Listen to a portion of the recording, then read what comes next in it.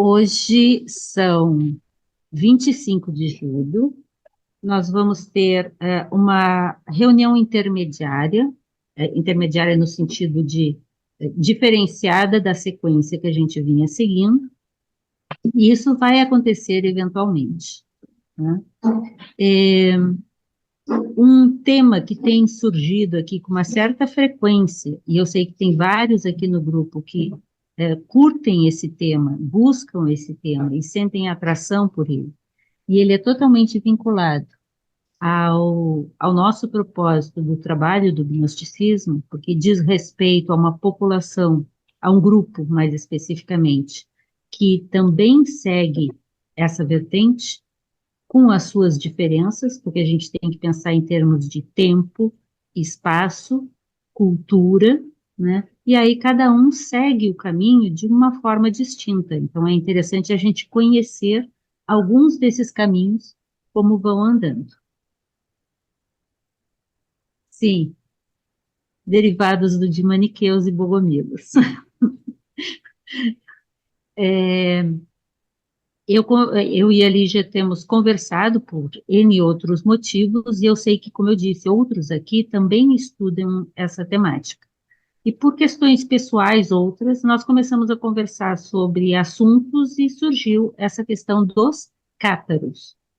Cátaros, a Lígia é que vai conduzir, mas é um grupo de pessoas que tinham um modo de vida um pouco diferenciado do tradicional naquela época, e a gente identifica neles muitas vertentes derivadas de tradições heréticas, tradições gnósticas, tradições de Jesus, tradições de João de Madalena e de Filipe também, de Tomé também, e é interessante a gente conhecer. Só que o conteúdo, ele não é um conteúdo de fácil acesso, e como outros conteúdos, ele tende a estar bastante distorcido em muitas áreas, em muitas regiões, em muitos grupos, né? Então, não vamos trazer aqui a verdade absoluta, quem dera a gente a tivesse, mas mesmo que a tivesse, a gente não tem como dizer aos outros que é assim, porque cada um tem que descobrir em si, por si, e aquilo fazer sentido, né?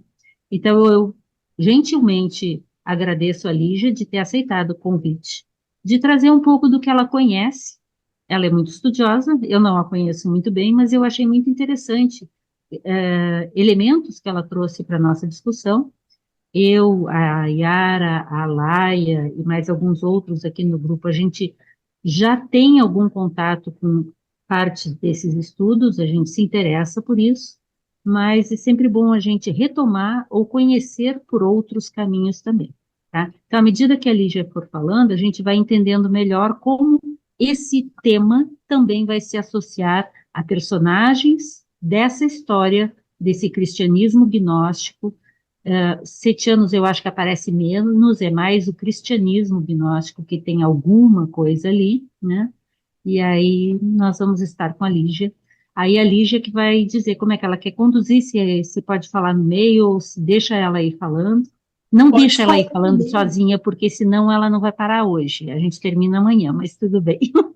pode falar no meio, pode falar no meio, porque o que eu trouxe foi um estudo mais dirigido assim para a compreensão de como surge o catarismo, né? O catarismo é uma coisa assim que parece que aparece, ele brota ali no sul da França, mas na realidade ele surge de um movimento contrário ao feudalismo que estava sendo instalado no Império Bizantino, na Europa, naquele início, naquele princípio da Idade Média, né?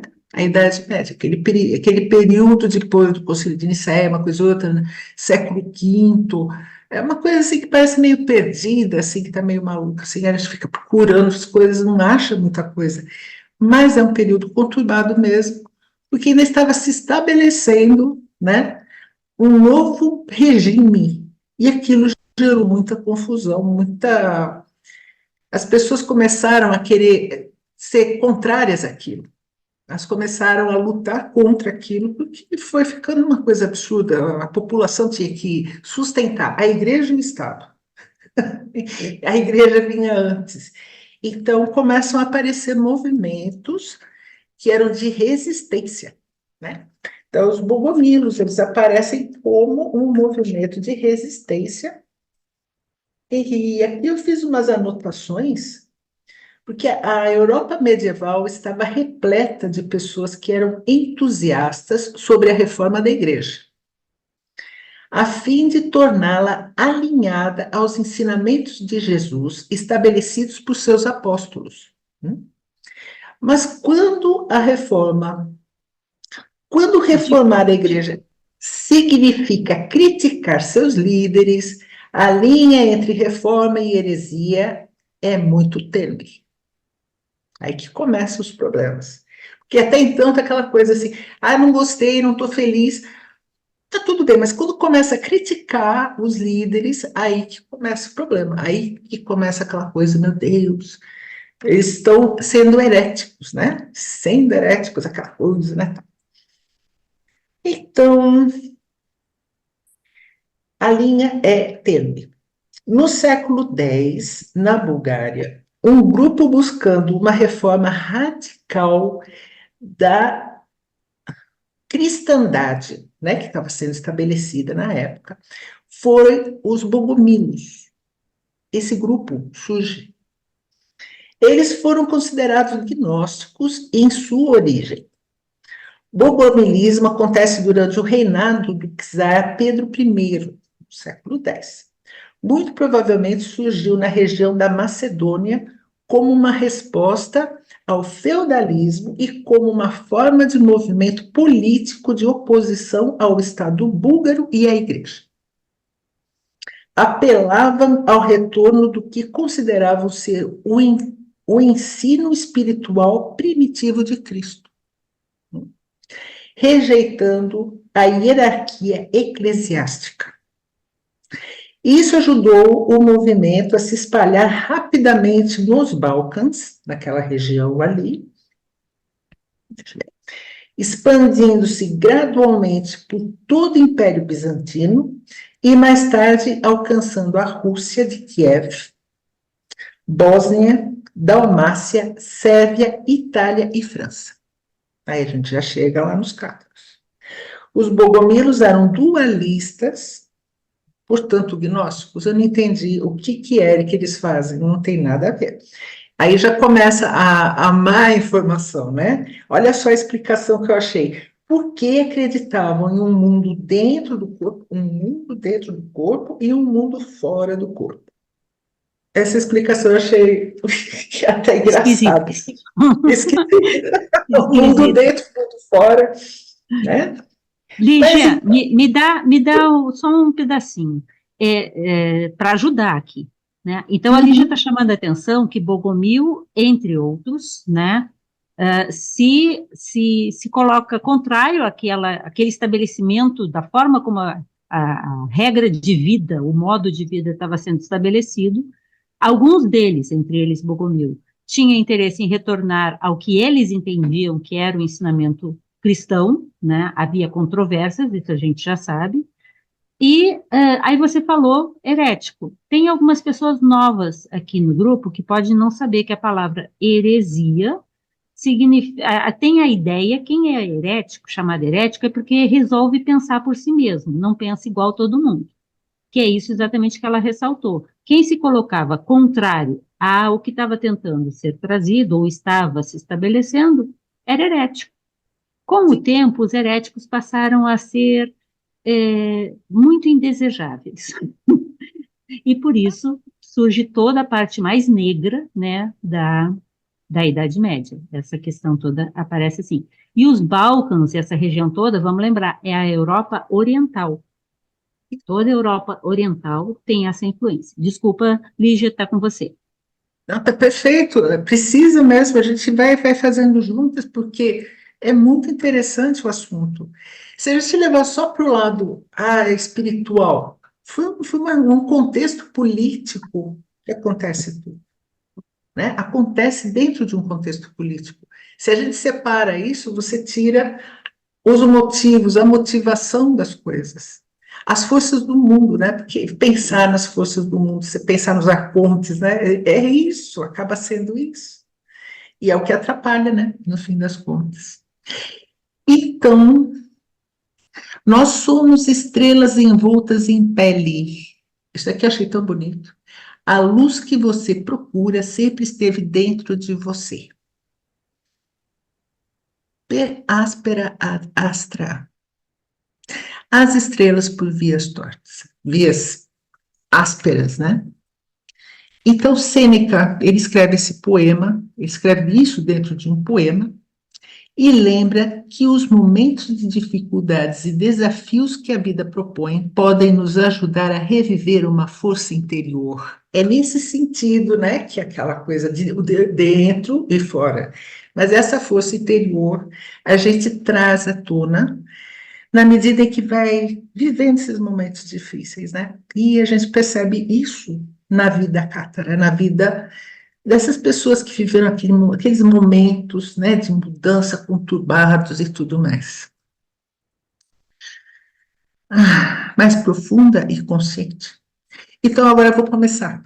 Em 1321, o último líder cátaro, Guilherme Belisbate, esse que é o nome que eu achei, que foi queimado na fogueira pela cruzada albigense, deixou uma profecia em 21 de agosto de 1321 que dizia: retornaremos em 700 anos, quando o loureiro ficar verde novamente. Isso é uma lenda. Isso é uma lenda. Por que que é uma lenda? Porque vem por tradição oral. Não tem nada assim que diga que isso aconteceu realmente. Mas é uma das coisas que carrega o movimento cátaro até hoje. Vem em ecos até hoje. Graças a essas lendas, graças a essa forma assim, de mostrar que eles não pararam ali. De alguma forma continuou e ia florescer novamente em algum momento. E, obviamente, a 700 tradição anos. oral era muito forte, né? A tradição oral que Sim, se sustenta. sim, porque não tinha aquela coisa assim, né, da transmissão por jornais, uma coisa ou outra, não tinha, né? Então, é uma tradição oral. Que muito daquele tempo foi destruído, né? Quase tudo foi destruído. Muito do que será dito a partir de agora, então, levará em conta o que sobreviveu através da tradição oral e dos autos da Inquisição. Uhum. É isso. Os fundadores originais da cultura cátara também eram conhecidos como búlgaros. Então a gente volta para aquela história dos bugomilos, né? Que é da região lá do Volga, da Bulgária. E aí então, eles vêm pela Croácia, pela Itália, França e Espanha, onde sua cultura florescia até o momento em que a população local passou a ser chamada também de búlgaros, porque onde eles chegavam, eles conquistavam as pessoas. Isso que é bonito. A forma de viver deles conquistava as pessoas. Então, elas próprias também queriam fazer parte. E isso daí que foi uma coisa impressionante para a igreja, porque a igreja estava sendo rejeitada por muita gente, e esse grupo de pessoas chegava, onde eles chegavam de dois em dois, às vezes vinham mais pessoas, eles agregavam as pessoas em volta, atraíam pela força da proposta deles, que era mesmo de ajudar e desenvolver aquelas pessoas num lado espiritual. É muito bonito isso.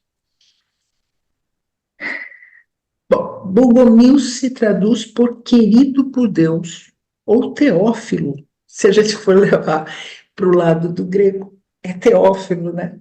É querido por Deus, ou uma pessoa que quer a Deus, né? Tanto faz, Bogomilo. E isso acaba sendo a tônica de quem conhece esse povo, né? Começam a acreditar. Hum, Cátaros também eram conhecidos por bogomilos. Bom, Bogomil traduz por querido por Deus, Bulga é relacionado ao rio Volga. Então, quer dizer, isso daqui eu já tinha feito antes, mas aí depois eu achei aqueles comentários eu achei ótimo. Na realidade, por serem muito gentis e pacíficos, misturavam-se as populações locais. Eram conhecidos como curadores, praticavam o vegetarianismo e praticavam uma espécie de magia, entre muitas aspas, certo? Herdada de um conhecimento muito antigo. Que bonito, né? Esse conhecimento antigo. Uma citação de 1250, que eu vou passar no grupo depois, completo. Tem uma citação. É uma suma escrita por um ex-cátaro. O cara viveu 17 anos como cátaro. E aí, então, de repente, ele resolve largar tudo aquilo e, acho que tentando se reencontrar na sociedade, ele se torna inquisidor. Ele se torna inquisidor. Então, é aquela pessoa que vai acusar os cátaros de tudo aquilo que a gente ouve falar até hoje, coisa horrorosa, né? Que eles faziam coisas horríveis e tal. Mas a gente vê que o que eles faziam era praticar o gnosticismo, era praticar os ensinamentos de Jesus, era a prática dos ensinamentos de Jesus, na prática. E aquilo tudo era absurdo, né? Então, ele fala muito mal à moda do próprio Irineu, né? O Irineu falando mal dos gnósticos, né? Esse cara é a mesma coisa. Eu vou passar para vocês depois. Então, o que a gente extrai desse texto, assim, muito diretamente, assim, a hora que começa a ler, a hora que começa a entender, é que eles ensinavam que o mundo deles, o mundo cátaro, nunca chegará ao fim, e que o julgamento final já aconteceu, e que o fogo eterno e a punição eterna acontecem todos neste mundo. Para eles não há punição após a morte. Esse que é o medo, né? O pessoal seguir a igreja por medo de ir para o inferno. De repente eles vêm e falam, não tem inferno depois da morte. O inferno já é aqui. O Né? inferno está aqui, de acordo com o que a gente faz. O inferno acontece agora. O mundo, essa realidade particular, é o inferno que foi criado por um falso Deus. E a única maneira que alguém obtenha salvação é através do desapego do mundo material. E que o que os leva a ter uma visão única de quem a figura de Cristo pode ter sido. Aí Lígia, aqui, anotação. você Oi. está você tá falando da reunião do Bruno, é? Dizendo que é o apego que mantém as pessoas presas nesse mundo e que o inferno é aqui mesmo. Vocês percebem isso? Vendo como se encontra, né? É uma coisa que se encontra. Então, os cátaros rejeitavam a ideia de Jesus ter nascido de uma mulher. Isso é uma coisa que acontecia. Ter sofrido, morrido, ressuscitado. Em vez disso, eles interpretam esses eventos como algo, alegorias, representando a jornada da alma aprisionada em um corpo, sendo submetida ao sofrimento e, eventualmente, encontrando a libertação pela maestria sobre a vida física. Esse daqui é bonito, certo? Então, deixa eu voltar de novo. Esse desapego a gente precisa treinar esse desapego. Essa é uma das práticas, né? Isso que é interessante. Quando observada de perto, percebe-se que a cultura cátara pode muito bem ter sido uma mistura de cristianismo gnóstico, primitivo, medicina naturalista e budismo, com ensinamentos budistas bastante fundamentados e fundamentais.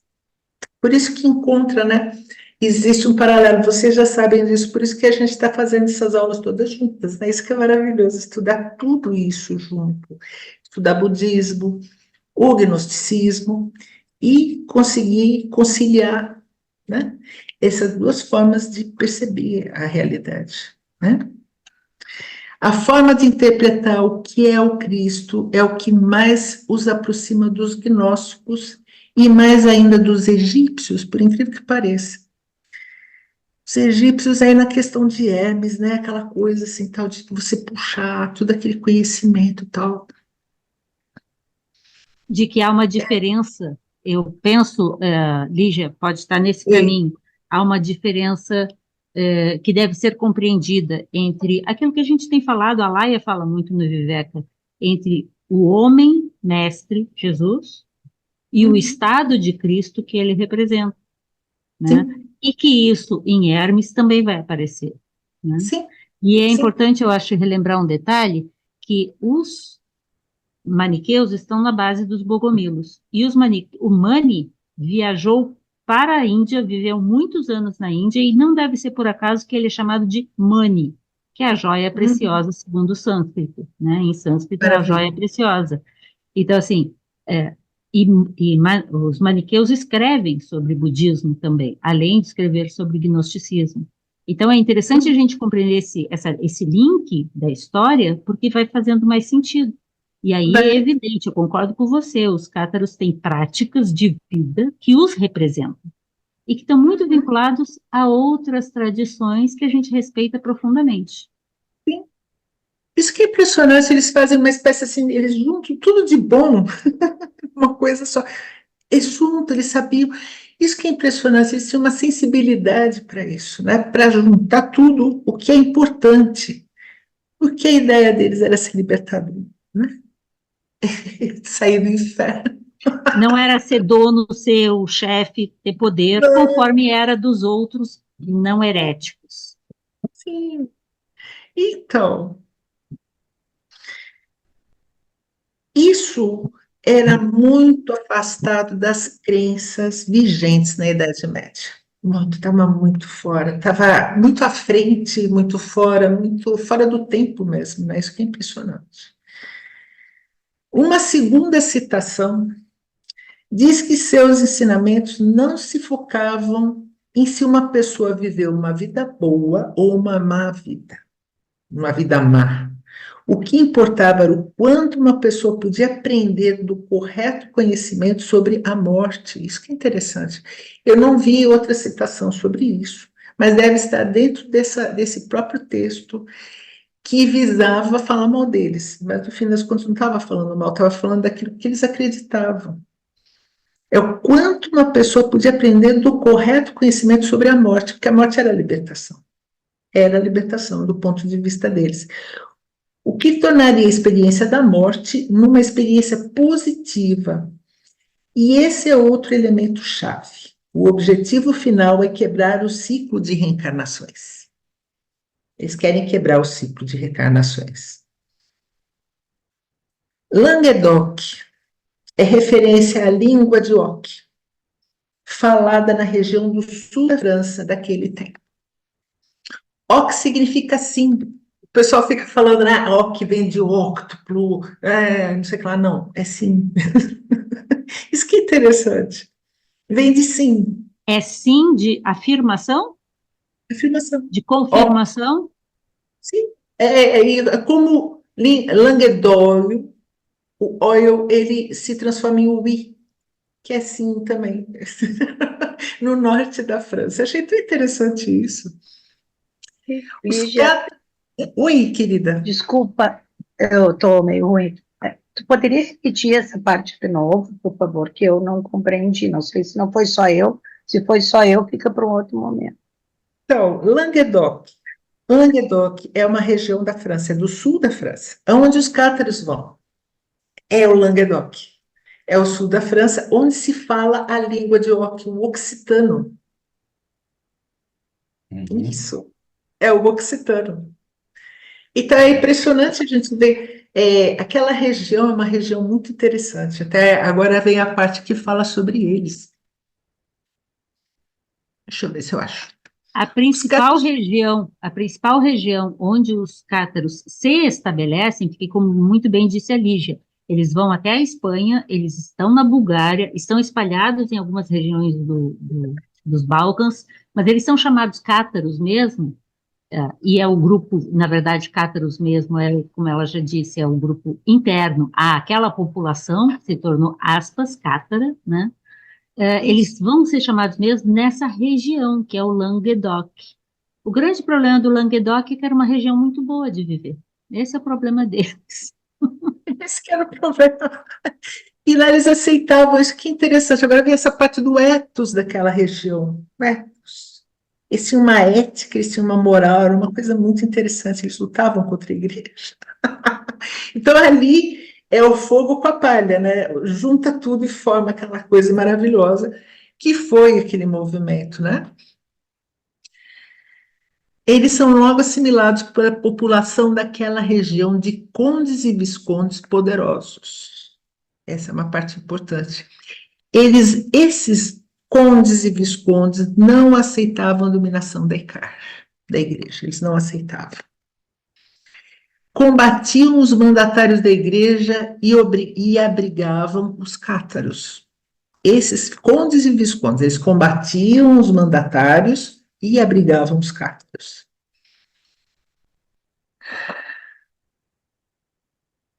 Numa visão simplista do mundo occitano cátaro, há Deus bom e Deus mau. Essa é uma visão simplista.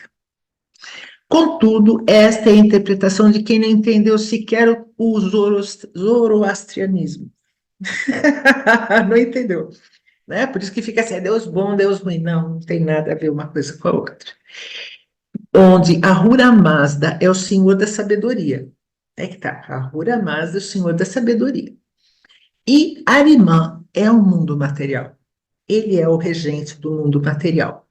Isso são as duas grandes forças no zoroastrianismo. O zoroastrismo. Agora, não quer dizer uma dualidade isso, você só separa a matéria e o mundo das ideias, ou então o mundo do espírito, né? Esse mundo do Senhor da sabedoria, o mundo do espírito. Então, não é um dualismo, dizer que tem um Deus bom, um Deus ruim. Não. É você saber que dentro de você tem o seu maior inimigo, que é o ego. E está ligado com a matéria, né? Então, é aquela coisa assim, entendendo isso, começa a entender o que eles faziam no fim das contas, o que eles pensavam.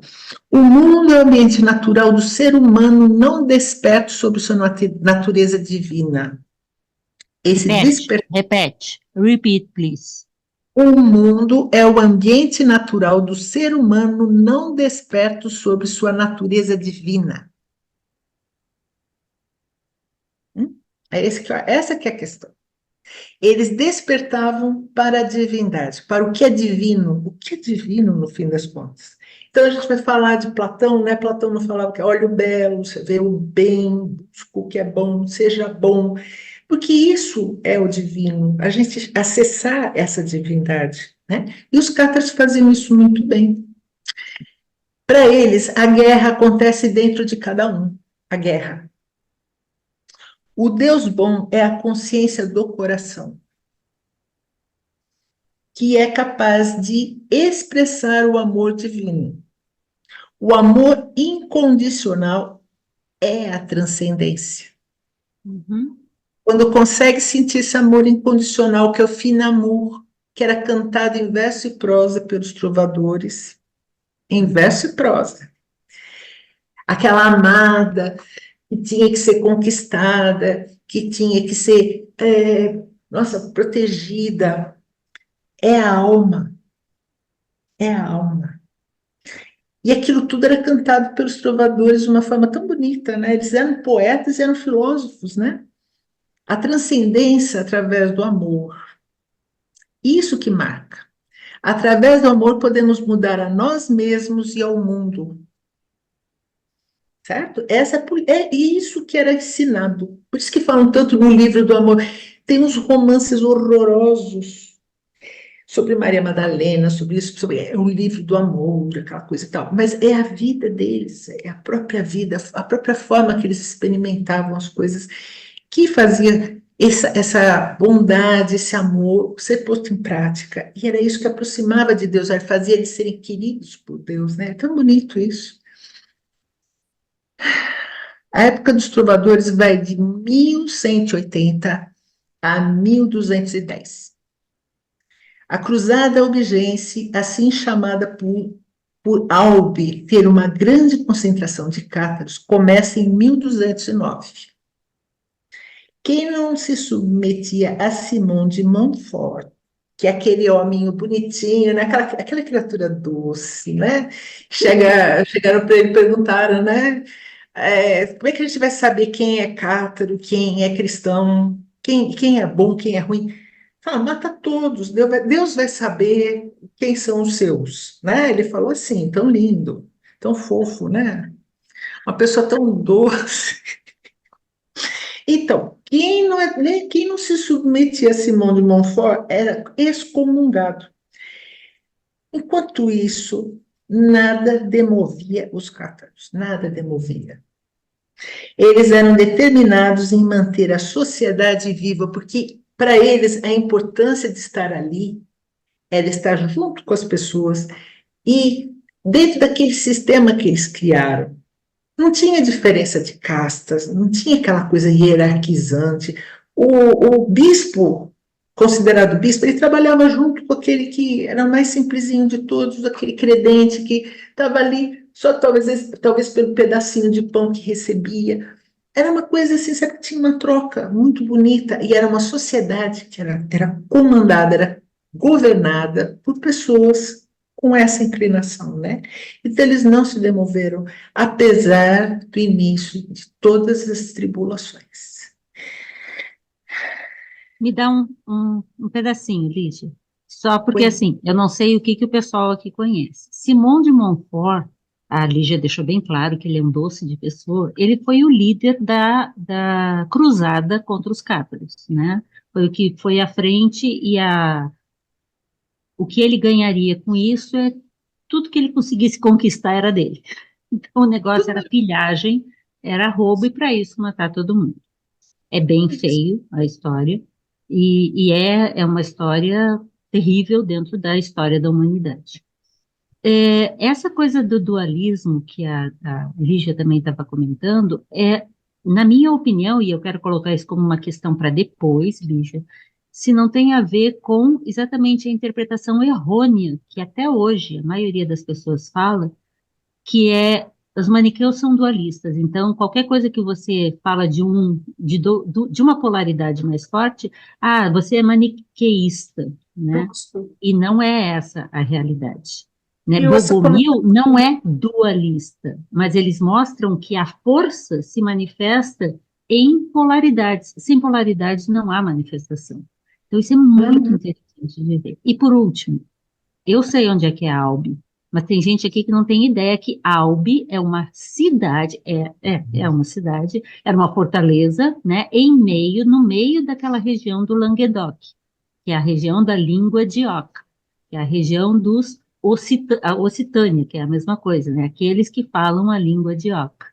Porque para nós, às vezes, isso é normal, mas eu acho que tem muita gente aqui que nunca ouviu falar disso, entendeu? Então, nesse sentido. Obrigada, Jane, você me ajuda, porque desculpa, é porque eu estou olhando de fora. Eu estou olhando de fora. Era uma espécie de feudo, então. Mais ou menos, era composta por vários feudos. Poderia se pensar desta forma, será? Ó, o Odair está levantando a mãozinha. Poderia se pensar dessa forma, eu fiquei imaginando tipo um feudo, assim, né? Sim, sim. Pode se imaginar, eram vários. Tinha Toulouse. Toulouse é o centro ali, depois tinha tudo em volta, tinha os vários feudos. É interessante, era uma composição feudal mesmo. Estava começando aquela fase ali e tal, começa lá os bogomílios se revoltam e tal. Então, por isso que tudo vai se caminhando até o sul da França. Só que lá no sul da França, o que é bonito é que existia um ethos ali naquela região das pessoas dali, que combinou perfeitamente com aquela ideia dos bogomilos que veio, né, veio desde lá uma coisa herética, uma coisa que estava contra a igreja. Chega lá, eles encontram essas pessoas que também são contra a igreja. Então, um protege o outro, um ajuda o outro, e é isso que acaba sendo o estopim, né? Mais para frente a gente vai ver que vai ser o estopim para começar a cruzada albigense. É gente muito boa toda junta, né? Odair, deixa o Odair falar. Fala daí. Oi. Desculpe, só um Odair pequeno também detalhe. estuda esse grupo. Uhum. Um pequeno detalhe, apesar do Montfort ser essa pessoa alegre, saltitante, o verdadeiro Bambi, essa palavra não é dele. Ele perguntou ao bispo que acompanhava a cruzada a quem devemos matar. Então o bispo falou, mate todos, Deus saberá quem são os seus. E, Perfeito. lamentavelmente, esse grande massacre com quase 8 a 7 mil pessoas aconteceu dentro da igreja de Santa Maria Madalena, no dia de Santa Maria Madalena. O Só que para... está relacionado a essa fala, né, Odair? Exatamente. Um detalhe para quem não entendeu ainda, e me corrijam se eu estiver enganada, mas assim foi que eu aprendi. O senhor Simão de Montfort, ele foi contratado pela igreja para fazer essa limpeza étnica, né? De certa forma é uma limpeza étnica, né? Porque aqueles vários feudos ali que acolheram os cátaros acabaram se transformando em termos de sociedade, de funcionamento da sociedade, numa sociedade cátara, né? Numa sociedade que seguia esses princípios de respeito ao outro, de ver a vida no outro e de reconhecer essa diferença, Jesus e Cristo, e portanto essa luz, essa estrela, né? Como você disse, presente em todos os seres, né? Sim, é tão bonito isso. Então, isso também, os cátaros acreditavam que quando as pessoas morriam, elas iam para o céu, elas se transformavam em estrelas, mais ou menos como os egípcios também, né? Os egípcios também acreditavam nisso, principalmente em relação aos faraós. E então os perfeitos também acreditavam que quando morressem se transformariam em estrelas. É tão lindo isso. Nossa, eu fico comovida mesmo com essa ideia, né? Bom, ali havia Ali havia tolerância religiosa naquela região. Havia tolerância religiosa em relação a eles mesmos, né? Porque a Igreja Católica não. Não. Havia equalidade, havia igualdade de gêneros. Eles viviam por suas próprias regras. O Parate, já ouviram falar no Parate? Parate é o ethos e valores da cultura occitana. É bonito, né? Que significa bravura, honra, lealdade, generosidade, gentileza, tolerância e equilíbrio entre a pessoa e o mundo. Eles tinham isso lá. Essa questão Refletir, da generosidade é muito forte entre eles, né? Muito sim, forte. sim, isso que marcou muito, né? Por isso que é muito comovente a história cátara, justamente por isso. Porque eles eram muito generosos, era uma gente muito boa. Então, juntou o pessoal que era de lá, da Occitânia, e tinha esse ethos do Parate, e juntou com esse movimento cátaro, né? Esse movimento bogomil, juntou tudo e formou uma coisa maravilhosa que deu dor no coração de pensar que foi destruído, né? Então, a partir do equilíbrio interno, né? Olha aqui, ó.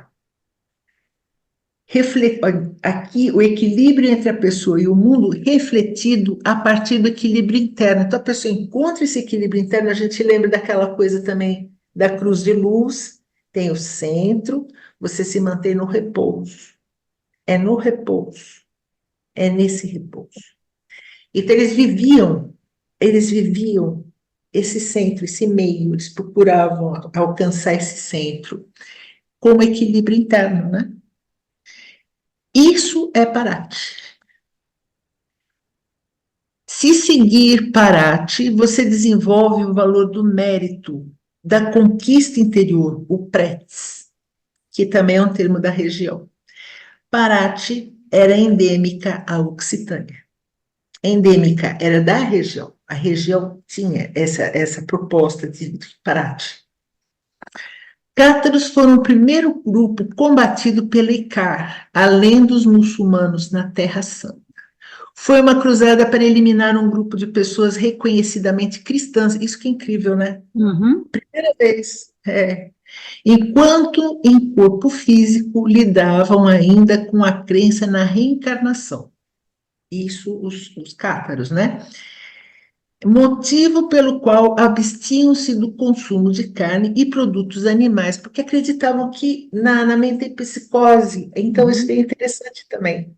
Não vou me alimentar de um animal, porque pode ter sido até um amigo meu, vai saber. É uma coisa impressionante isso. E também para não acumular cadáveres dentro, né? É uma coisa incrível. A cerimônia de maior importância dentre as várias que constam no ritual de Lyon, que tem também naquele site Catar Info, que eu recomendei, ele é maravilhoso, ele tem de tudo, é o Consolamentum, que além de marcar o início da vida de um bom homem e boa mulher, ainda representava a possibilidade da alma recebê-lo pela hora da morte. A pessoa estava prestes a morrer, ela podia receber esse consolamento a partir de um perfeito, a partir de um puro, né? Estando desperta essa pessoa, se ela já tivesse preparada, era isso que garantiria o retorno às estrelas, ou à fonte primordial, ou ao Deus bom. Né? A ideia é que se a pessoa já tivesse desperta, ela seria encaminhada para o Deus bom. Meu marido está chegando, não tem problema. Ele abriu o portão sozinho hoje. Eu avisei ele. Aí, então, isso leva a gente para uma questão que é bem interessante. Apenas através do conhecimento e compreensão de que o maligno jaz no mundo, o desprendimento para o desligamento do mundo é alcançado. Uhum. O mal jaz no mundo. Então, você se desprende do mundo e aí você consegue o desligamento. É interessante. Veja, Lígia, me corrija se eu estiver errada, mas não é dizer, não é o mesmo que dizer que o mundo é mau, mas que Exatamente. é enquanto você está preso no mundo que você curte o mal.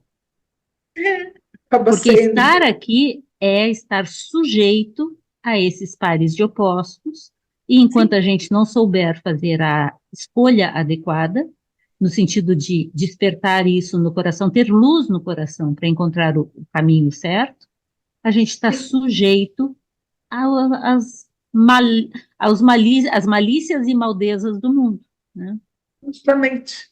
Ele jaz no maligno, não é que o mundo é mau, ele jaz, ele está envolvido pelo que é maligno. Se você conseguir se libertar do que é maligno do mundo, você está em paz também. É uma questão interna, é tudo uma questão interna, né? Isso que é interessante, né?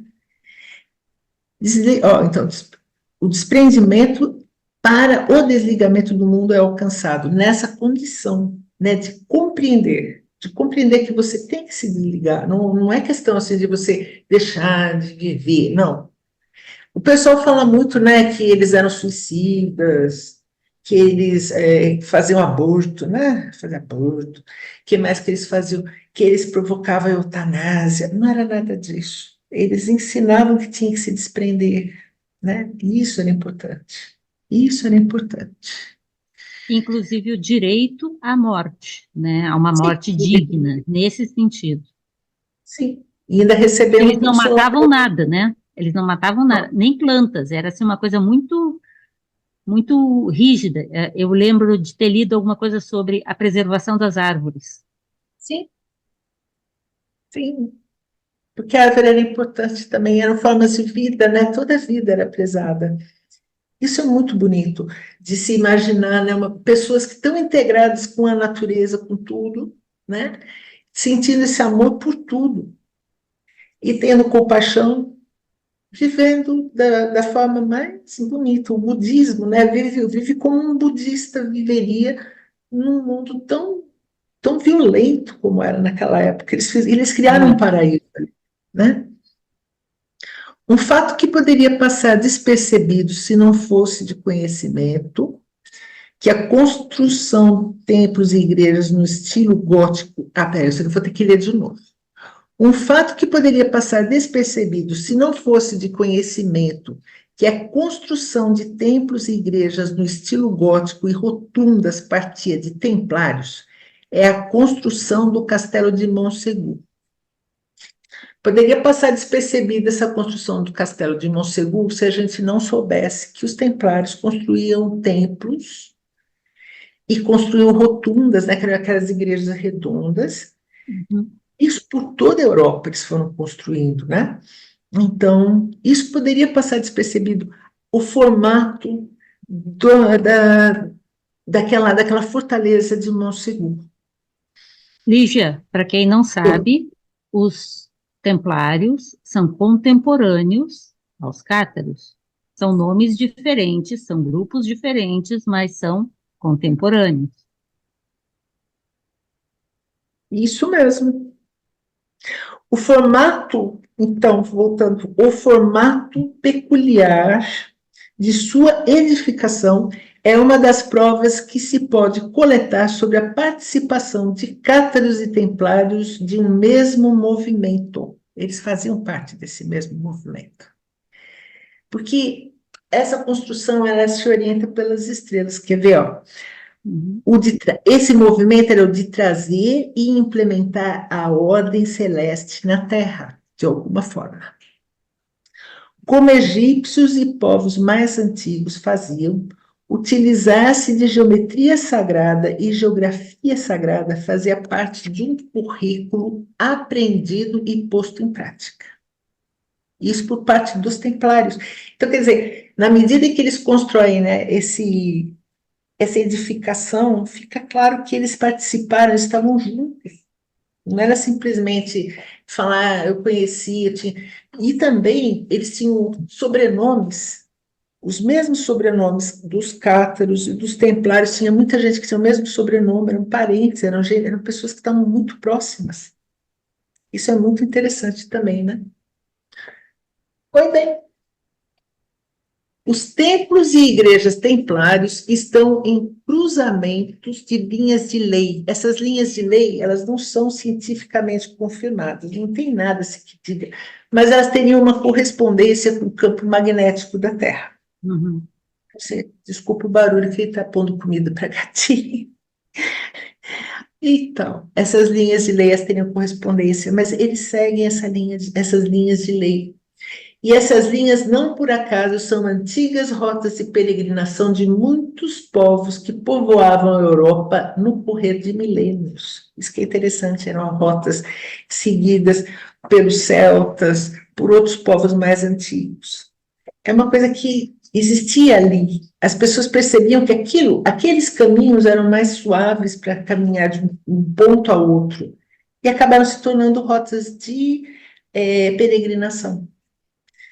E os templários construíam seus templos em cima desses cruzamentos dessas rotas, para poder abrigar as pessoas e, ao mesmo tempo, também fazer aquela coisa de elevar a Deus. Eu não sei o que eles faziam, mas eles construíam mesmo isso, utilizando de geometria sagrada.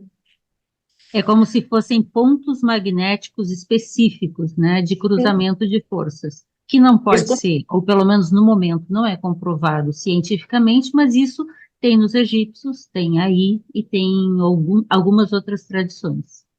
É isso que é interessante.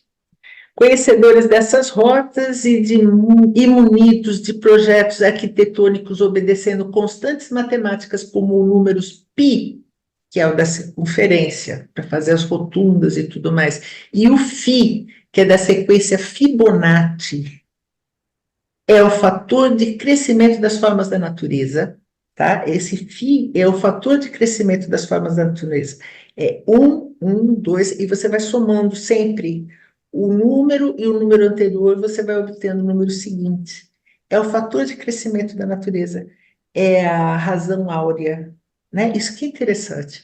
Os templários, eles constroem as igrejas sempre seguindo esse padrão. É como se fosse uma forma viva, é impressionante pensar nisso. Eles faziam assim, é incrível. Tá? Os templários, nas condições, né, de terem esse conhecimento, eles ofereceram ao mundo uma obra que não só acolhe os peregrinos em suas jornadas, como também se destinam à ascensão da alma através das formas elevadas para o alto, num convite à contemplação e ao acesso ao templo. O templo que serviam desde a sua fundação. Falam no templo de Salomão, né? Uhum. Mas o templo que era servido era outro. É o Sanctum Sanctorum, né? É isso que é bonito. Eles serviam a esse templo. Então, a ideia era sempre fazer com que as pessoas chegassem a essa a esse tempo interior, a perceber. Por isso eles estão juntos, eu consigo sentir, eu consigo perceber essa coisa de estar junto com os cátaros, fazendo o mesmo trabalho, só que em áreas diferentes, isso que é interessante. Enquanto uns cuidavam da sociedade, os outros cuidavam das estruturas e da forma de manter a sociedade viva através de injeção de conhecimento, dinheiro, inclusive. Era uma forma de fazer a coisa seguir adiante, era um movimento enorme aquele, meu Deus. Foi tentado várias vezes, né? Isso que é interessante e parece que não dá certo, não sei por quê, mas é uma coisa impressionante isso. A Mazé pediu a palavra, Lígia. Fala, querida. Pode falar. Não, é rapidamente, como você citou a sequência de Fibonacci, isso é um assunto que me é caro pela minha formação. É super interessante verificar isso na natureza, especialmente nas conchas do mar, que você vai ter a espiral do 1 com 1 fazendo 2, o 2 com 1 fazendo 3, e o 3 com o 2 faz o 5, e aí você tem a espiral. E isso é verificado em várias plantas, é muito interessante essa analogia da natureza, a matemática da natureza, a física da natureza, e a analogia toda que ela pode nos trazer como conhecimento, né, para nós mesmos. Então, eu acho muito bonito. Até o formato das galáxias também, né? Se a gente for ver, também obedece, é incrível, é lindo demais. É muito bonito. Só para, naquela hora que vocês estavam falando, que na hora acendeu aqui o Fibonacci. Então é isso aí, valeu, tá ótimo, obrigada. O Odair também pediu a palavra, Lígia. Fala, Odair. Pode falar. Complementando o que a Mazé falou, o livro de Fulcanelli, O Segredo das Catedrais, ele entra detalhadamente nisso nas construções. Oh, que lindo. Que lindo, obrigada, é isso mesmo. Tem coisa que vocês vão acrescentando aqui, porque esse é um estudo vivo, né? Vê que é tudo bonito assim, é tudo vivo. Um traz uma coisa, outro traz outra. E a gente vai entendendo o que eles estavam fazendo, né? Eu ficava pensando, o que eles estavam fazendo? Eles estavam seguindo leis da natureza, estavam seguindo leis da vida, né? Uma coisa tão bonita isso, tão impressionante. Todos juntos, né? Os cátaros, os templários trabalhando juntos. Uma coisa viva, era vivo. Era o cristianismo vivo. Era uma forma de social, né? De viver uma sociedade saudável. Meu Deus, que lindo que era isso. Tudo bonito, né? Obrigada, Daí. Então, Oi, Cristina. Tá. tá. Não, pode. Então, os templários ofereceram ao mundo uma obra que não só acolhe os peregrinos em suas jornadas, como também se destinam à ascensão da alma através das formas elevadas para o alto, num convite à contemplação e ao acesso ao templo, o Sanctum Sanctorum, o interior dos interiores, o templo a que serviam desde sua fundação. Isso é importante frisar bem. Que tem aquela história, né, de templo de Salomão, uma coisa e outra, mas não combina mais com isso. É uma coisa que eu sinto que é assim. Posso estar errada, eu posso estar muito errada, mas eu sinto que é. Bem no alto do Monte Seguro, que é Montseguro, ergue-se a edificação que em suas muralhas espelha o reflexo da constelação de Boeiro. Constelação de Boeiro. Segundo a forma como concebiam o céu no norte, no hemisfério norte, Boeiro é o responsável pela condução de 7 bois, o setentrião. Por isso que fala em região setentrional e tudo mais. É aquela região que é possível você enxergar essas 7 estrelas que estão próximas da estrela polar. E essas estrelas, para girar, elas precisavam de alguém que comandasse, de segunda cabeça da época, né? E seria essa constelação de Boeiro. Ele que conduzia esses 7 bois, os bois que movimentam o céu ao redor de seu eixo, a estrela polar. É bonito pensar nisso, né? A despeito de não constar dos autos da Inquisição, o envolvimento de cátaros e templários, muitos dos sobrenomes que constam nos registros atestam que não se tratavam apenas de conhecidos, muitos eram parentes próximos. E o movimento cátaro e templário era um só. De alguma forma era, naquela região era. Romances de cavalaria, romances falando em cavaleiros do Graal, trovadores cantando o amor à amada, nobres dissidentes da Icar, comungavam de um mesmo ideal pela hora em que foram brutalmente dizimados. Eram cavaleiros do Graal, conheciam seus segredos e viviam em a comunhão profunda com o Uno, no único templo que pode ser erigido em louvor à existência. Templo interior, o Sanctum Sanctorum.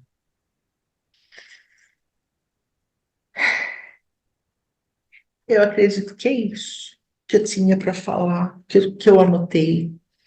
E agora tem considerações, né? Eu adoraria ouvir o que vocês acham, o que vocês sentem. Obrigada, Jane, por ter me ajudado. É uma sensação muito boa, eu estou muito feliz de trazer isso, de estar ligada com isso de alguma forma, né? Que a gente está ligado, né? A gente se liga a isso. E eu gostaria de ouvir o que cada um acha, o que pensa, o que sentiu, eu adoraria. Teve, Lígia, obrigada, mas vamos continuar. Teve vários comentários aqui no chat, e eu acho que as pessoas que comentaram aqui no chat comentaram coisas muito interessantes e poderiam trazer aqui para a gente ouvir, né, e Ótimo, comentar junto, né? isso. Eu achei muito interessante você trazer, e eu ainda comentando com o restante do grupo aqui, em especial eu percebi que a Lígia estuda bastante, né? Se interessa muito por essa temática, e eu achei muito interessante que, além do conhecimento, vamos dizer, mais formal, ela percebe não sei se a palavra pode ser sentimento, que existia naquele grupamento, que não é uma coisa registrável no sentido histórico, mas isso que você acho que descreveu muito bem ao longo da tua apresentação, e que muitas vezes a gente não fala, essa busca dessa unicidade, esse respeito à vida do outro, a- essa luz interior, aquela expressão que você comentou da estrela que existe em cada um. O consolamento tem relação com isso, inclusive. Eu gosto muito daquela ideia semelhante em algumas outras tradições, né, que a força que está em mim saúda a força que é você, que somos essa mesma força. Isso é muito bonito. E à medida que a gente possa compreender um pouco mais essa abordagem, a gente consegue começar a ver relações, como você disse, com tradições pitagóricas, com tradições egípcias, com tradições orientais, né, seja o budismo, sejam outras, com tradições gnósticas. E a Lígia me comentou assim, eu não sei se eu estou te traduzindo corretamente, mas assim, eu não conheço muito sobre os maniqueus há referências, mas assim, mas realmente assim, outras leituras que a gente tem, e hoje em dia existe o acesso, igual na Nag Hammadi, existe uma biblioteca, uma quantidade de bibliotecas descobertas mais recentemente dos maniqueus, que trazem muitos elementos que vão justificar bases de muito do que você disse. E isso é muito interessante também. Mas eu vou ficar quietinha para deixar os outros falarem, porque eu falo demais já. Gente, comentários.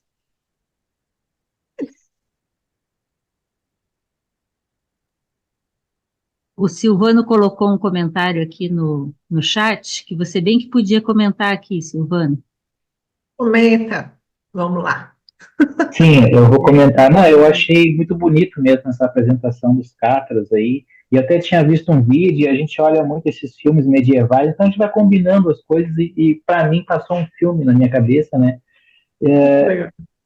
De que, na verdade, o que aconteceu, na minha opinião, assim, né, pessoal, é que a ideia deles era muito bonita, mas ela ia contra o pensamento da época, né, que era da Icaro, e a Icaro a gente bem sabe que ela validava os reis, validava a monarquia, né, e com isso vinham os impostos, vinha as colheitas que eram passadas para os exércitos, enfim, a forma como eles faziam a Inquisição, condenavam os inimigos. Tinha uma pessoa que não gostava, plantava uma prova lá contra a igreja, contra Deus, né? E queimava o cara na fogueira, e em consequência disso, o castelo, os bens, os escravos, ia tudo para a igreja, enfim, para o rei, né? Traição. Quanta gente, né? Quantos povos, quantas boas ideias foram queimadas dessa forma, né? Porque onde eu Milhares, penso, milhares. então, infinitas, né? Que a gente não tem número, né? Então, eu penso assim, eles estão lá numa época medieval, olha os cátaros, daqui a pouco eles vão assim, eles não vão pagar impostos? Eles não vão, né, seguir o rei, as ideias? Queima eles, mata eles, não precisa dessa gente aqui, né? Eu acho que eu acho que não foi muito uma questão filosófica, foi uma questão mesmo de poder mesmo, monetária, de riqueza, de domínio de massas, né? Infelizmente, se fosse hoje, eu acho que os caras seriam aplaudidos, seriam, né, teriam um grupo aí na internet, aí todo mundo ia gostar deles, ninguém ia matar eles por isso, mas infelizmente eles estavam... Depende de quem tivesse na liderança política, Exato. É isso. que é o Demais caso aqui. lá. Desculpa. Muito bom, Silvano. A Sônia também quer falar. Depois tem o Odair. Eu quero primeiro agradecer, assim, né, porque eu já tinha lido algumas coisas sobre os cátaros, me encantei, mas por falta de tempo de aprofundar, eu não, mas muito lindo. Assim como o colega no outro grupo apresentou a Hipátia, depois eu fui buscar, ficou uma busca muito linda também, sabe? E agora eu vou buscar também a partir, eu gosto de fazer isso, aí depois com essas, mais fica mais claro para mim, né, que não sou especificamente da área, né? Enfim, sou uma buscadora estudiosa também. Mas, enfim, o que que eu quero dizer? Que assim, ó, concordando com o Silvano, e é óbvio isso, eles estavam todos juntos, uma comunidade próspera, que mexeu com o status quo da época, e é o que acontece hoje. Se nós formos olhar, olha o que está acontecendo lá com os Carani Kaiowá no Mato Grosso. Estão queimando. Por que estão queimando os caras? Por que fazem isso com as comunidades indígenas? O que acontece com Israel e a Palestina? O que acontece lá com Rússia e Ucrânia? Que daqui a pouco vem para cá, né? Nós somos um país continental, para eles é um pouco mais difícil para nós, mas não é impossível. Ali na divisa com a Venezuela, seguidamente tem conflitos, né? Então, assim, Acre vive em conflitos, por quê? Então, assim, isso é uma realidade nossa também hoje, lamentavelmente, em século XXI, por questão de poder político. E atrás do político eles colocam o religioso. O que eu, o que eu fico pensando, era uma comunidade, Ó, pelo ó, que tu apresentaste, político e religioso, naquele tempo andavam juntos. andavam juntos. E Naquele hoje? tempo. Pois é, e hoje? Em nome de Deus, né? Dos Alá e dos Samãs, sei lá o que mais. Enfim, são nomes diferentes em épocas. E hoje eu ainda estava conversando com uns amigos, né? E a gente muito entristecida. Eu tentando conversar, né? Mais ouvindo. Mas a gente muito entristecido, porque, assim, às vezes a gente tem a impressão que a humanidade, ela vive em ciclos, né? Esses ciclos terríveis de extermínio sem motivo real, né? E aí, eu quero ainda, né? Como sempre, parafraseio o Ariano Suassuna, eu sou uma realista esperançosa, eu quero ainda acreditar que o ciclo vai ser uma espiral ascendente, não circular mais, sabe? Porque, assim, e outra coisa também, que ainda bem que hoje nós estamos mais separados, que a gente não está todo mundo numa única comunidade, num feudo, todo mundo junto. Às vezes, seguidamente, nas nossas reuniões, eu fico com essa reflexão. Ainda bem que a gente está cada um num canto, que a gente pode, assim, ó, formiguinha, e fazendo um trabalho, que é o que vocês fazem, né? E eu sou muito grata, eu sempre digo isso, por tê-los encontrado, né? Por ter nos encontrado, porque e a gente está separado, né? Porque se a gente tivesse todo mundo lá num feudo, eu ia ser um bombardeio, porque tu vai discutir as pentecostais, tu vai discutir a ICAR, tu vai discutir, enfim, né? Então, isso é muito sério, eu estou gostando muito, porque é isso que tu disseste, Lígia, desculpa. A gente, nos nossos trabalhos, em alguma medida, a gente que tem essa sensibilidade, né, ou que veio, eu não tenho muito claro algumas questões, mas, enfim, eu sou isso, né, olhar para o ser humano como um ser humano. Então, tantos profissionais, tantos teóricos, né, que eu estudei, e nos faz profissionais diferenciados, e mesmo nos nossos ambientes de trabalho, nas nossas equipes, muita gente incomodou, por olhar o ser humano como um ser humano provido de direitos, né? E mesmo ele sendo vulnerável ou estando em fragilidade, ele ainda assim tem seus direitos. E aí isso é muito, muito porque eu fui servidora pública, então era um brigueiro, entre aspas, constante. Muito obrigada e agradecendo que estamos separados. Vamos se juntar só de vez em quando. Obrigada, Sônia. Eu que agradeço. Lígia, a palavra está sempre disposta aí para você, né? O Odair também pediu a palavra, né? Peraí. Mas eu estou ouvindo agora, depois a hora que precisar eu comento, tá tudo bem. Eu só gosto de deixar no mudo, você fica quietinho. Odair. Oi. Vou ser breve, apenas fazer alguns comentários a mais sobre a brilhante explicação da Lígia, que, na verdade, o movimento cátaro, ele segue uma linha que vem desde lá dos essênios, maniqueus, depois passa pelo paulicianismo, que dá uma cristalizada nele, vai para o bogomilismo, que vai para os valdenses, que vai chegar nos cátaros, e apesar de a nossa grande igreja católica tentar, por todas as formas, destruir esse pensamento, esse caminho de libertação, sempre, como diz aí no último provérbio do Bastos, após 700 anos, o louro voltará. Isso quer dizer que Daria mais ou menos agora. Pelas datas, ele estaria, esse movimento, voltando agora na década de 60, 70. Aconteceu já 2021.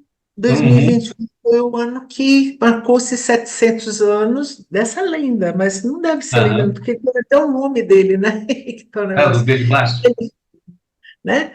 Belibasto, né? A gente está vivendo já esse período que o loureiro está florescendo. Exato. Vide o grupo Lux aí, os demais aí já estão trazendo esses aqui. Sim. Mas voltando sobre os cátaros, eles tinham o que nós chamamos de dois grandes rituais.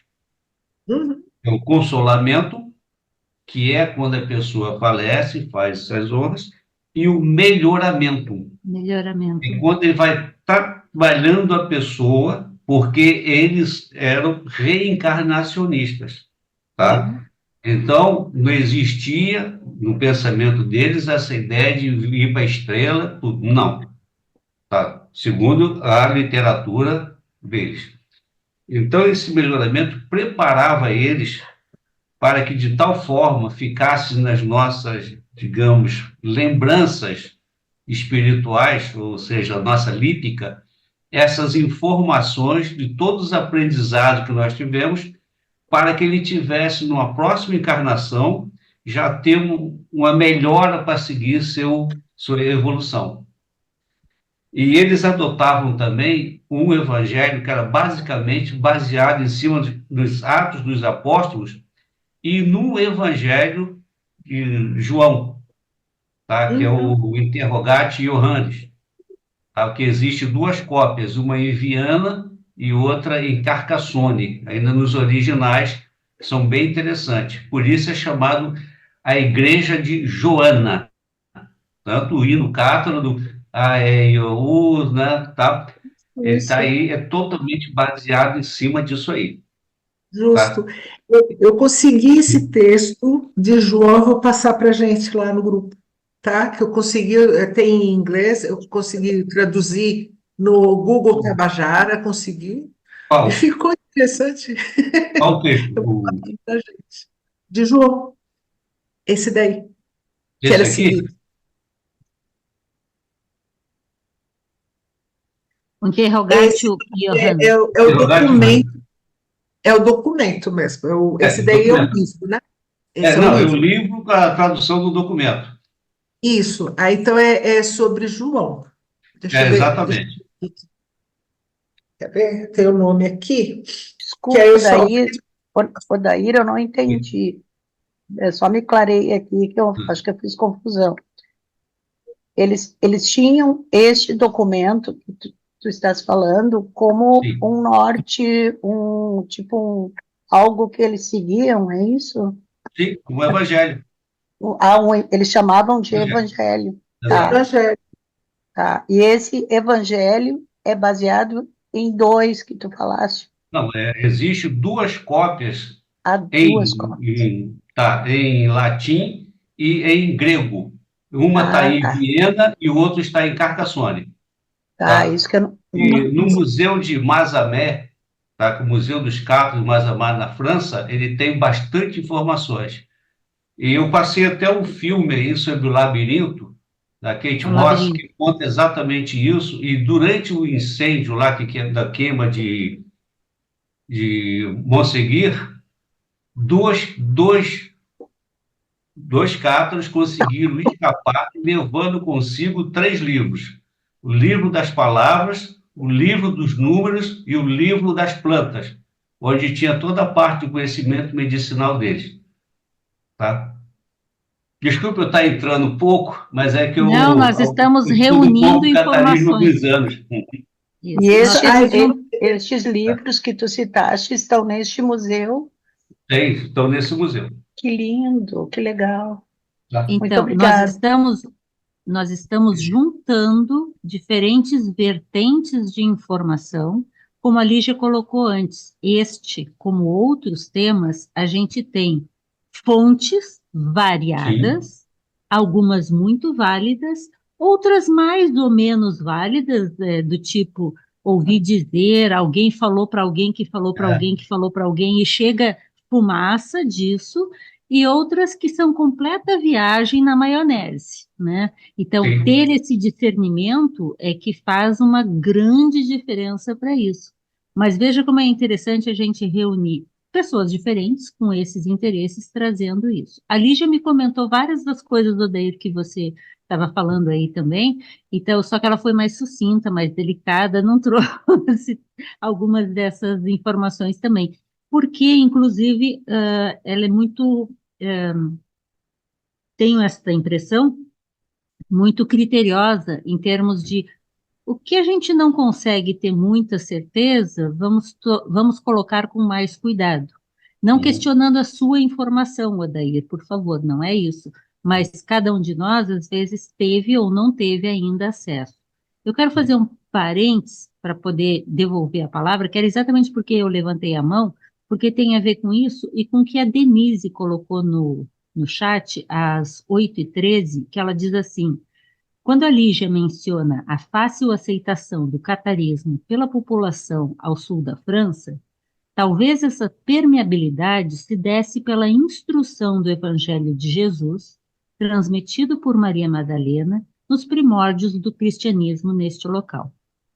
Eu não tenho muitas informações sobre isso, mas algumas informações deixam claro que, por exemplo, eles conheciam o hino de Jesus. há referências a isso, e eu quase diria que posso confirmar.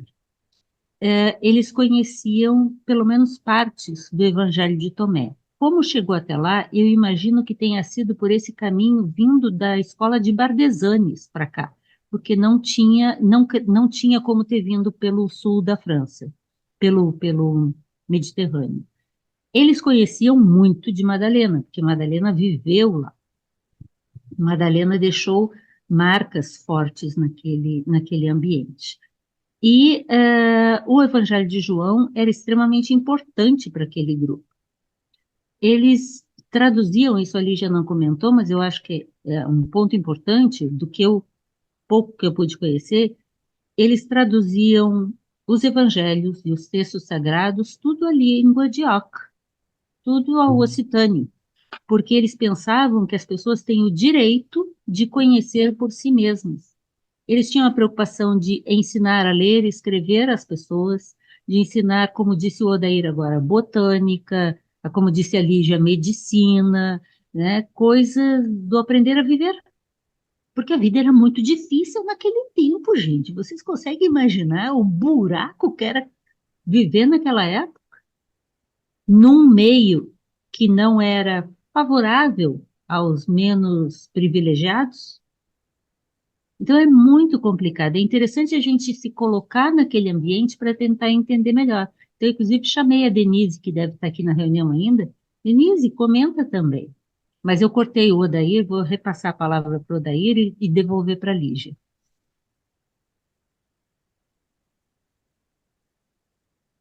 Para mim aqui, acabou.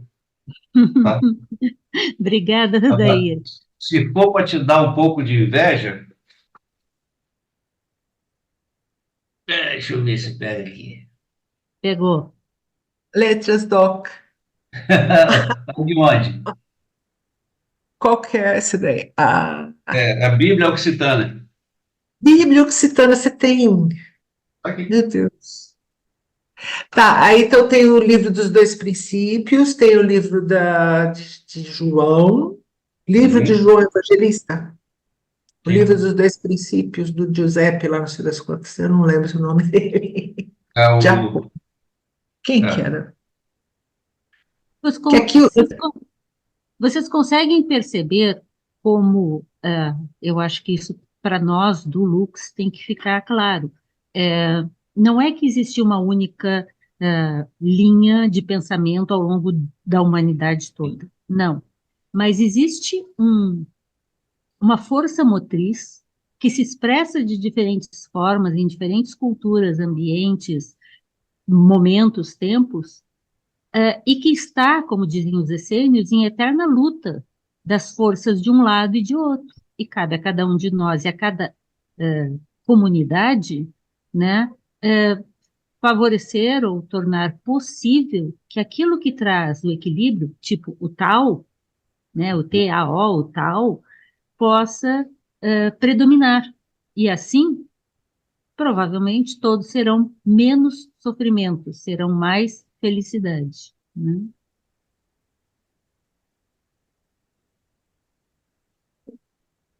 Lígia. oi. Olha, eu fico muito comovida com esse assunto. Eu procurei evitar entrar em meandros, né? Aquela que pode criar aquela situação assim, como é que eu vou falar disso se eu não sei se realmente aconteceu assim, essa, por isso que eu procurei as coisas mais gerais, só mesmo para dar uma introdução. Agora, esse estudo é vivo, ele é vivo, porque era um modo de vida. O modo de vida cátaro, modo de vida cátaro. Se a gente conseguir entender bem o que eles faziam, dá para pôr na prática sim, dá. E não é seita. Tem muita gente criando seita cátara, eu tenho um desespero disso. Tem muita gente fazendo isso. Então, o tal de John Bogomil, ele usa água, ele usa óleo, ele faz de tudo que não era para fazer, porque eles não usavam nada para fazer o batismo. O batismo que existia era o consolamento, diretamente, era o consolamento, e era por imposição da mão. De mãos. Era imposição aqui na testa, como transmitindo o próprio Espírito Santo que estava recebendo e transmitia para o irmão. E não precisava ser perfeito nessas alturas. O perfeito ordenava, fazia a sequência, mas todos que eram da comunidade participavam, acolhiam. Então era muito bonito, né? Você imaginar uma coisa dessas é muito bonito, né? Essa comunhão de pessoa com pessoa, eram pessoas comungando de um mesmo espírito. Isso é lindo. Era o mesmo espírito, né? Então, quanto tempo a gente leva para entender isso, né? Quanto tempo? Eles estavam vivendo isso. E, puxa vida, é bonito a gente ver também como os índios vivem, mas era mais do que simplesmente viver em contato com a natureza, era ser humano. Então, desenvolvia a agricultura, desenvolvia, iam de pares, né, de dois em dois, homens ou mulheres, eles iam de aldeia em aldeia para ver se precisava de alguma coisa, se tinha alguém doente, se tinha alguém que estava prestes a morrer, eles estavam lá para poder prestar assistência também, né? Então era uma integração, sabe? Foi uma coisa assim que a igreja se viu temerosa justamente por causa dessa coisa que envolvia todo mundo. As pessoas amavam de coração. E é muito triste pensar que tanta gente morreu justamente por amar essas pessoas também, que eram credentes, eles nem tinham voto, não faziam nada, eles não estavam, eles participavam só do movimento, porque eles eram acolhidos. E essa gente também morreu. Essa gente também morreu. Os templários, eles vão morrer quase que um século depois, né? No início do século XIV, 1300 e alguma coisa, não lembro agora se é 1300, no início, né? Então, eles vão morrer depois, eles vão ser caçados, tudo. Mas ainda sobrevive alguma coisa. Agora, dos cátaros mesmo, no duro, foi um genocídio. Total, Foi um total. Falar em genocídio, foi uma linhagem, uma geração inteira, criança, velho, jovem, todo mundo, indiscriminadamente. E se sobraram pessoas, elas tiveram que esconder muita coisa, se elas tinham em poder alguma coisa ainda, né? Porque teve documentos que foram traduzidos, sim, principalmente o Evangelho de João, como o Oday falou, tinha coisas sobre Maria Madalena, sim, até que tem vários romances, né, no mundo todo falando disso. Outro dia mesmo achei um livro, mas eu não sei ainda se é um livro verdadeiro, se é uma coisa que realmente dá para ser levada a sério. Mas diz a autora que traduziu para o inglês a partir da língua de Oc, Languedoc. Ela conseguiu traduzir, e esse documento ficou guardado todo esse tempo junto com uma comunidade da qual ela faz parte. E foi a partir disso que, depois de conversar muito com as pessoas dessa comunidade, eles chegaram à conclusão de que o momento, em 2000, acho que tem 2011, 2010, de lançar esse livro para o mundo. Só que, assim, é um livro que não está aparecendo em muitos lugares. Eu não sei o que acontece com ele, por que ele não foi aceito. Mas é o próprio Evangelho, parece que de Mateus, junto com o Evangelho de Maria Madalena, e tudo junto. Interessante. É muito interessante. Enfim, fala-se muito, né, desses cátaros que saíram de Monsenhor. Uns falam que foram 4, outros falam que foram 3, 2, não sei. Em Mas geral, alguém fica entre 2 e 4. 2 e 4, né? Então, alguns fizeram isso, sim. Tinha saída secreta, aquelas coisas. Então, é tudo coisa assim que a gente vai se deixando, né? Vai pesquisando, vai vendo. Tem muita coisa, tem muita lenda, muita, muita. Então, tem que procurar aquilo que você encontra mais eco, mais pessoas falando, e documentos. No caso desse Catar Info, eu vou colocar o link lá no grupo. Ele tem todas as informações que podem ser confirmadas, estão constando de autos, constando de Toulouse, lá tem registro, de Lyon, lá nos rituais, os ritos de Lyon, tem todas as práticas cátaras, todas. E tinha o Aqui aparelhamento, se tem conhecimento, né? Sim, você tem o aparelhamento. aparelhamento, que era que os prefeitos, eles confessavam publicamente aquilo que tinham feito errado, ficavam conversando entre si, um perdoando o outro, muito bonito. Porque era uma forma de aparelhar todo mundo, né, para agir na mesma forma, né, do mesmo pensamento, mantendo a fé, aquilo que eles estavam praticando vivo, né? Numa linguagem atual, a mesma vibe, Mesma uma boa vibe, vibe. é isso mesmo. Então, é uma coisa muito interessante. Aquele site eu recomendo, que ele é bem, assim, ele ficou baseado em documentos factuais. Você encontra esses documentos, eles estão constando de bibliotecas. É como o Odair falou, né, que tem aquelas cópias que estão em lugares diferentes no mundo e tudo mais. Tem lugar que você tem acesso, né? Então, esse site lhe dá acesso a todos os documentos possíveis, disponíveis, imagináveis. Vale a pena. Eu não ia trazer tudo, né? Porque é impossível numa conversa só, né? Mas a gente pode ir trocando, no grupo mesmo, a gente pode ir Uhum. trocando, pode ir analisando, porque tem inglês, né? Infelizmente, aqui no Brasil tem pouca coisa ainda, né? Jane, tem que escrever sobre isso, Jane. Falar com o Alberto, não? Tem que escrever sobre isso. Eu achei muito interessante, Lígia, até dando sequência ao que você está falando, e já indo para a gente fechar a reunião, a palavra continua aberta, por favor.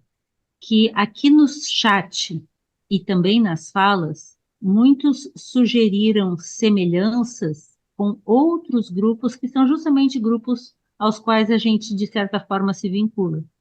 Templários. Eu acho interessante que a ideia dos hospitalares, que é um grupo paralelo aos templários, é totalmente uma expressão da tônica cátara, né? Os hospitalares. Tem muito dessa tônica cátara, que também é outro grupo desse período. Então, a gente citou alguns evangelhos antigos, eu citei particularmente o Tomé, o Hino de Jesus, a Madalena, o João, né, que são, e a gente está estudando o João agora, e vamos entrar no Apócrifo de João, reunião que vem. Os essênios, sim. Os pitagóricos, sim. Parcelas dos egípcios, a gente vê influência ali. Os priscilianistas, bogonilos. Você falou comigo também, Lígia, sobre os marcionitas, derivados de Marcion. Marcion é Isso muito é pouco um conhecido, mas conhecimento. é um grande gnóstico, muito voltado aos ensinamentos de Paulo, não Paulo de Samosata, o Paulo de Tarso, né? O verdadeiro Paulo de Tarso, colega de Apolo. Então a gente começa a encontrar esses personagens mais bem colocados nos seus espaços de direito, e parece que a história da humanidade vai se construindo de uma forma mais coerente, ou pelo menos para mim. E claro, cada um de nós desvia a sua mente de acordo com como sente e pensa, né? Mas ver a influência, por exemplo, que você citou também, da tradição do budismo aqui, né? E eu ressaltaria muito a tradição do maniqueísmo, que como foi dizimado também, né? Uhum. Muito pouco se consegue acessar dos cátaros e muito pouco se consegue acessar dos maniqueus, porque foram literalmente dizimados. As poucas Bom, coisas que sobram fazem com que a gente se debruce para estudar mais, mas tem que ter discernimento, porque, como você disse no início, Lígia, muitas seitas se formam em torno de alguns desses aspectos também, né? E aí, ter esse discernimento é uma das coisas que a gente aqui no Lux busca, ter uma compreensão maior e melhor. Porque tem hora que a gente está enganado, porque a gente está tentando. Se a gente já soubesse, estávamos iluminados. Não é assim. Estamos neste caminho, neste porvir, né? Nesse contínuo. E aí, nossa práticas de vida diária tem tudo a ver com isso que você trouxe. O ensinamento isolado, que não tenha nada a ver com a sua vida, ele vai te colocar num conflito enorme, porque a sua vida tem que refletir aquilo que você fala e vice-versa. O que você fala tem que ser fruto daquilo que você vive, né? Então, eu fico muito feliz, né, com o que você trouxe, te agradeço muito, E para a gente poder fechar, quem quiser comentar mais alguma coisa, sugiro que olhem o chat, está bem interessante também. Denise trouxe várias outras coisas também, para a gente poder fechar.